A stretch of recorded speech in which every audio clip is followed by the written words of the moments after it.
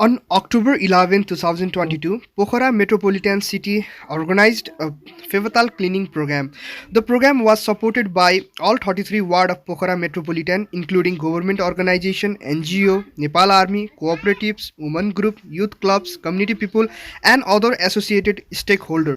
The main aim of the program was to collect the plastic garbage and waste around the Phewa Taal premises, which will help in the conservation of the biodiversity and to make the environment more clean.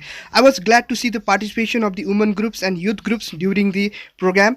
We form a human chain to collect the garbage and dump it in the our garbage trucks. In my personal view, I was so happy to see the such mass participation for the cleanation program organized by the Pokhara Metropolitan. And here you can see the result.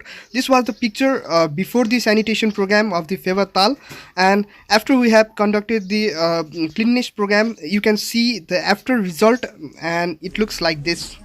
Isn't this really beautiful? And thank you, Pokhara Metropolitan, for organizing this program.